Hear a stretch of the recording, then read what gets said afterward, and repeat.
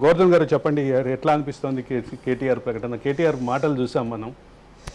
అంటే ఎంత బరి తెగించి మాట్లాడము అంటే, రాష్ట్ర ఖజానాని మొత్తం కొల్లగొట్టి 1,00,000 కోట్లతో ఒక ప్రాజెక్టు కట్టి, ఆ ప్రాజెక్టు 5 ఫీట్లు మొత్తం కుంగిపోయింది 7వ బ్లాక్లో.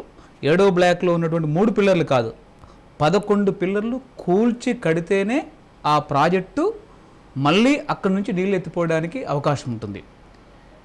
ఇది చిన్న తప్పుల్ని పెద్దగా చేస్తున్నారని చెప్పేసి కేసీఆర్ చాలా బరి తెగించి, బహుశా ఈ మాటలు మాట్లాడడానికి మాకు కూడా కొద్దిగా బాధ అనిపిస్తుంది. చాలా సిగ్గు లేకుండా, లజ్జ లేకుండా అతను ఈ మాటలు మాట్లాడడం అనేది ఒక డిఫాక్టో చీఫ్ మినిస్టర్, వాస్తవ చీఫ్ మినిస్టర్గా 2వ టర్మ్ కొనసాగాడు. ఇలాంటి పర్యవసానానికి కాను స్వతహాగా వాళ్ళు శిక్ష, ఇప్పుడున్నటువంటి ప్రభుత్వం విచారణ చేపించి శిక్ష విధించడం భవిష్యత్తుకు సంబంధించిన విషయం, కానీ స్వతహాగా అన్నీ ముడుసుకొని జైలుకు వెళ్ళి జైల్లో కూర్చోవాలి. ఎవరు? కేసీఆర్, ఆయన కొడుకైనటువంటి డిఫాక్టో వాస్తవ చీఫ్ మినిస్టర్ కేటీఆర్, హరీష్ రావు, ఇంకా మిగతా కింద ఉన్నటువంటి అధికార గణమంత ఇంజనీర్లు అందరూ కూడా. ఖచ్చితంగా ఇది చిన్న తప్పు కాదు.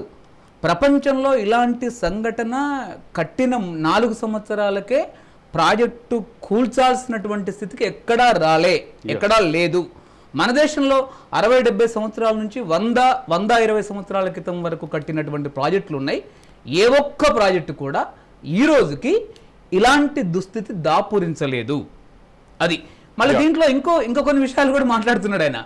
కాళేశ్వరం ప్రాజెక్ట్ అంటే కేవలం 3 బ్యారేజీలు, అన్నారం, మేడిగడ్డ, సుందిల్ల మాత్రమే కాదు, అనేక బ్యారేజీలు, అనేక పంప్ హౌస్లు, అనేక కాలువలు, సొరంగాలు, చాలా విషయాలు చెప్తున్నారు. అసలు ఇది మొత్తం కాగ్ ఫ్రమ్ ద బిగినింగ్, మొదటి నుంచి ఈ రోజు వరకు అనేక మంది స్వతంత్రమైనటువంటి లోతైనటువంటి విశ్లేషకులు అది ఒక ఘోరమైనటువంటి కుంభకోణం, రాష్ట్ర ఖజానాన్ని కొల్లగొట్టేటటువంటి అంశం, రాష్ట్ర ప్రజల భవిష్యత్తును వినాశనం చేసేటటువంటిది, అది కాస్ట్ బెనిఫిట్ రేషియోకి ఎక్కడ కేటీఆర్ని ప్రశ్నిస్తున్నాం.